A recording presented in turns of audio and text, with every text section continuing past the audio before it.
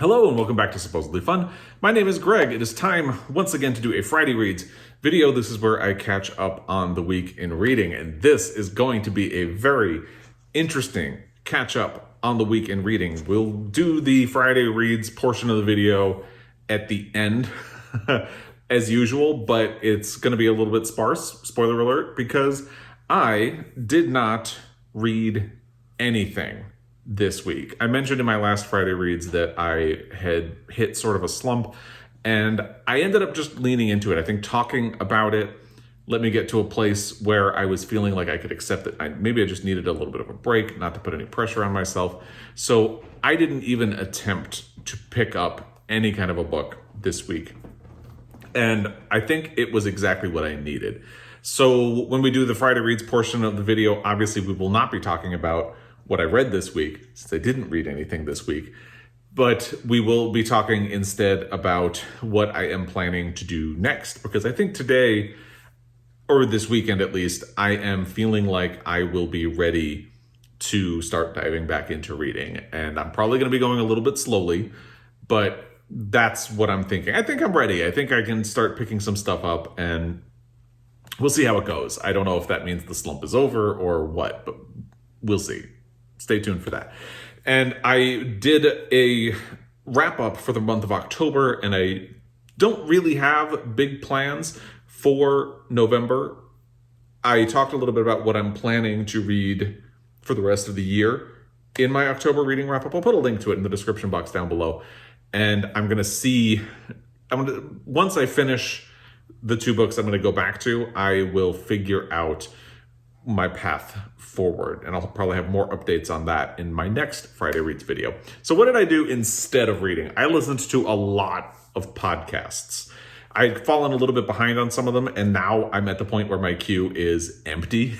So I went back and listened to old episodes of Two Dope Queens, which is a podcast I've talked about a couple of times, especially since Phoebe Robinson, who was one of the people on Two Dope Queens, just published a new book. And you don't know what I'm pointing at. I'm pointing in the vague direction of my library, which is where her book is. There's no reason you would know that, and I don't know why I'm explaining, but I pointed at her book, which is loosely in that direction. It's going to be one of those weird videos, sorry. So I listened to a lot of that once I started running out of other podcasts, but two podcasts I listened to started new seasons. The Plot Thickens is a podcast by Turner Classic Movies, and they have done, this is their third season, and it is about the life of Lucille Ball and how she became one of the most iconic women in television and certainly in the entertainment industry at large in the last century.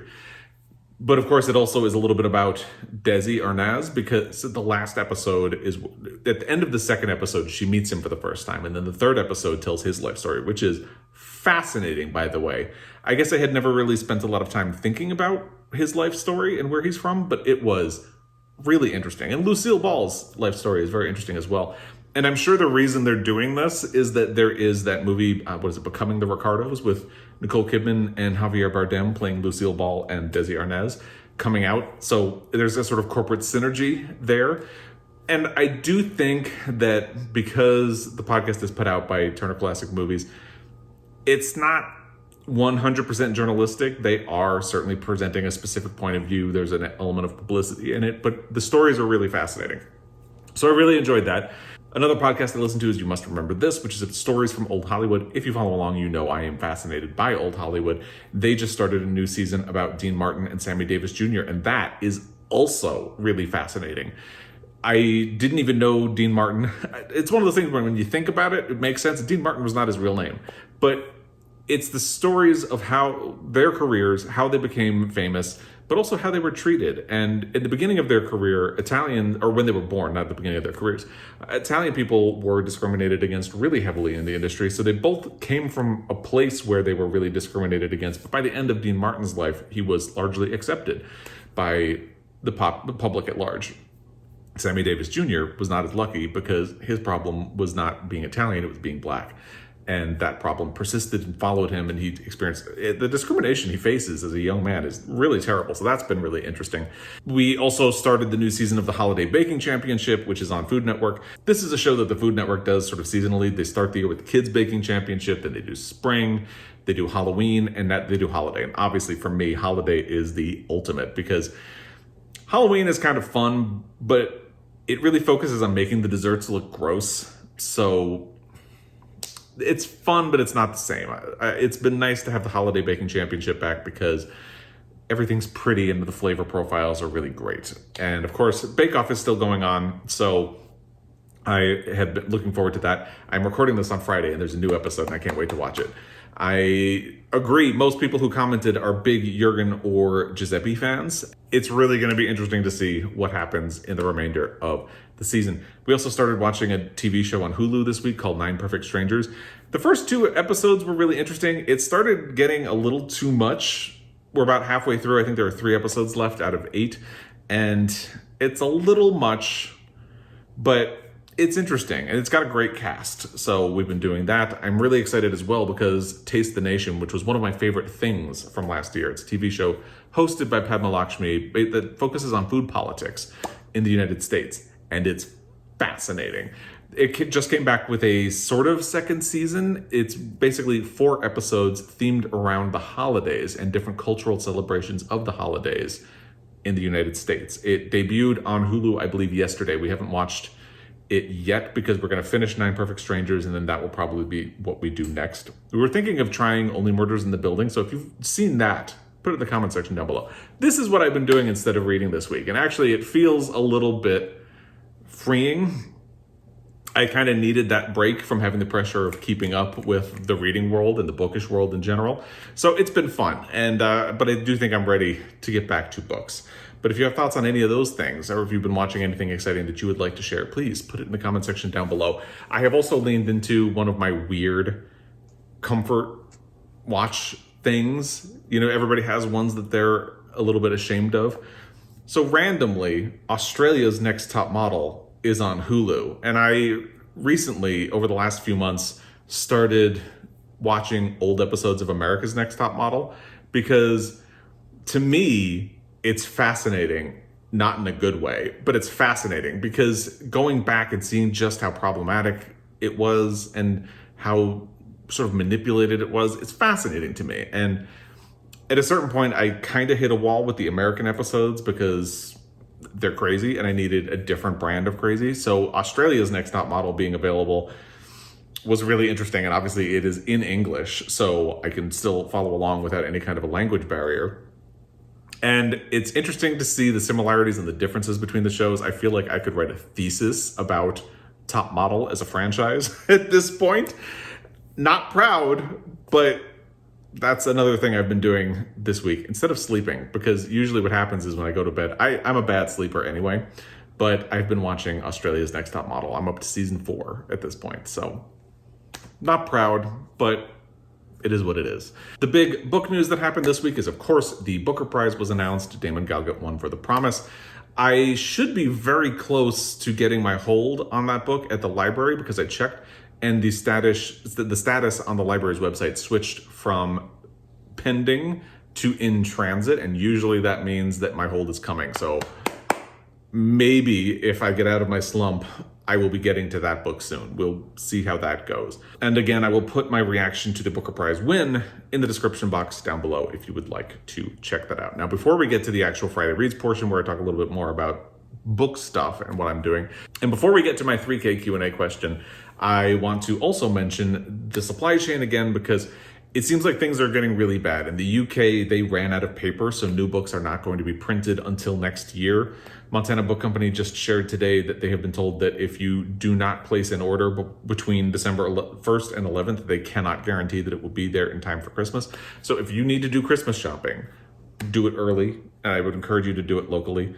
Montana Book Company has also been doing a new series on their Instagram account where they talk about, I think it's called Under the Radar, where they talk about books that are not newly released or currently on the bestseller list or widely talked about, to give people other options. And I think that is one of the strengths of an independent bookstore. If for some reason the book that you want can't be ordered or the supply chain has hit, independent booksellers will have other recommendations for you. So check that out. And I am wearing my Book Bar t-shirt deliberately because this is a store that I visited on the independent bookstore tour in Colorado. and it was one of our favorites. They are a sort of wine bar. You can see the wine glass in with the books. And they tweeted this week that they do book bundles for the holidays. And if you talk to, they have a bunch of different ones you can choose from. It just sounds like such a fun idea. And it's such a fun gift idea. And it really leans into the specialties of these independent bookstores. They can help you find unique and wonderful gifts that people will like. So just wanted to put that out there, and I wanted to mention them in particular because I just thought that was a really fun, creative gift idea. And they have like local versions of the gift idea. They have ones for romance lovers. They have an LGBTQ book bundle. I just think that's fun.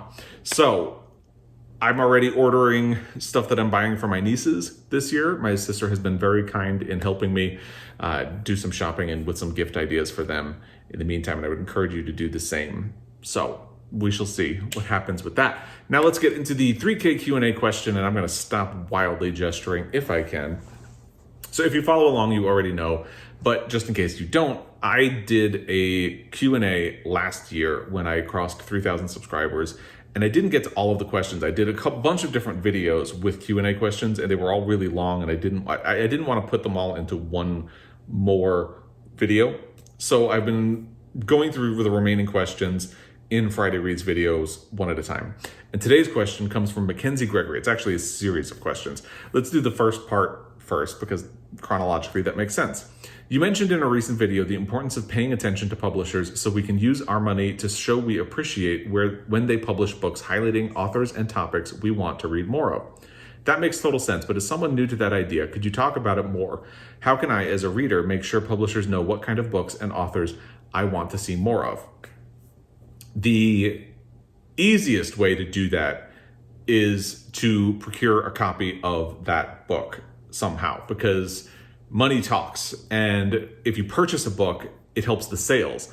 And traditionally, publishers will use an argument of like, we just don't think this is something that's going to sell. Phoebe Robinson, I'm going to bring her up again because she started her own publishing imprint because when she was shopping around her first essay collection, she was told that the publishers didn't think anyone would want to buy a funny essay collection by a Black woman. Obviously, she ended up on the New York Times bestseller list. So the way she counteracted that narrative was by selling. So buying a book by someone you're interested in on a topic you're interested in shows the publisher that yes, this is a viable market. This is something that people will purchase and believe in and support. If you don't have the money to purchase a book, which is totally understandable. Purchasing books can be very expensive.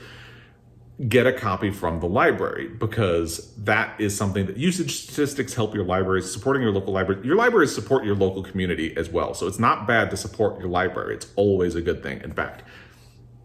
But when you request a book at the library, they will look into it and possibly purchase a copy. That will tell publishers that this is a book that people will believe in, and then libraries use usage statistics. So if your area, people are borrowing a book, they might try to get other copies for other areas. It's one of those things where when you request or purchase a book using subscription apps like Libby or Scribd or anything like that, the publisher will take notice. So that's the easiest way. Another way you can do it is to talk about that book on social media. If it's something that you are interested in, talk about it, create some buzz, and that will show the publisher like, oh, hey, people are talking about this book. And that will let them know, even if the sales don't necessarily show up and follow through, the fact that people are talking about a book could make them more open to doing things like that in the future.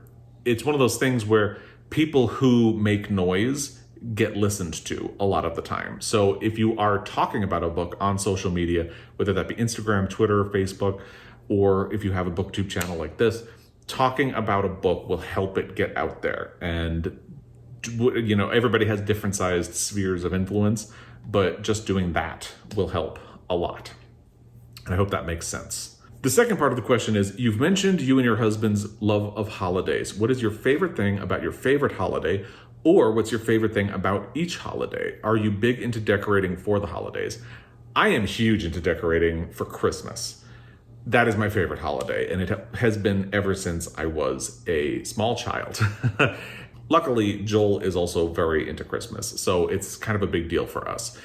We are much more into like the decorating and the food and the company than gift giving. In fact, this year, I think the only presents I'm buying are for my nieces. We agreed, even with my foster son, that we are not going to exchange presents. We just want to enjoy our own company and time with each other and food and things like that. So we start early. We kind of bypassed Halloween completely this year. We have Halloween decorations. We usually put them up outside. We did not this year. We still had trick-or-treaters and all of that, but we just didn't really get into the spirit of the holiday at all with everything that's going on right now. I guess it's understandable, but yeah, so we just bypassed that completely. We have already scouted our Christmas tree for this year. We do that early because we cut down our own tree. There are great trees out down in the national forest that's not far from us, and you can buy a permit to cut one down as long as you follow specific guidelines about what kind of tree and where you can take it. So we've done that for the last few years, and it's been a lot of fun. But what we've learned is you really need to scout in advance and find the tree, and then that way the day that you decorate, you can just go cut down the tree, get it back to the house, and you don't have to do the whole search process because that can take a really long time. So we've already found our Christmas tree for this year. We're just waiting to do it. We think we might. Usually our Black Friday ritual, we don't do Black Friday, but our Black Friday ritual is that the day after Thanksgiving, we decorate the house for the holidays. And we might do it a weekend early this year because unlike last year, we're gonna have people over. Joel's parents will be coming, and we'll be having a friend who lives in town, and that's it. We don't want to do anything big, but everybody in that group has been vaccinated and boosted, so it feels a little bit safe, and we'll take precautions, but that is our plan. And we might put the tree up a little bit early just because it makes us happy. And I actually did a video in my first year on BookTube where I talked about the Christmas decorations, or Christmas tree decorations. I'll put it in the description box down below if you'd like to check it out. Because I think my favorite, so it says, what's your favorite thing about each holiday? Ooh, the only holiday I'm really into is Christmas and Thanksgiving. And Thanksgiving, obviously, it's the connection with family and the food. But if I had to choose one favorite thing, it's the time with family. It feels like I like that it is a meal that's supposed to be about being thankful and appreciating what you have. I do really like that. Sometimes we need those reminders, and that's a good thing. Christmas, I'd probably say the tree, but again, that's that sense of connection to family, the food. I love the food. Holiday flavor profiles are just amazing to me. So, but the tree is the big thing for me. And I think part of the reason for that is that our tree tells a story about us because we collect ornaments all throughout the year. Anytime we go somewhere, we got an ornament when we were in Colorado at a Christmas store that was near where the funeral for Joel's grandmother was held, and we found this really beautiful ornament, and we had them write the name of Joel's grandmother on it. So things like that are very meaningful to us, and we can put them on the tree, and it sort of tells the story of us and where we have been and who our family and all that stuff. So I really appreciate things like that, and it makes me happy to look at the tree with all of that. So hopefully that answers the question. Let's get into the actual Friday Reads portion of this video, which again is going to be a little bit short because I did not make any progress on any type of reading this week.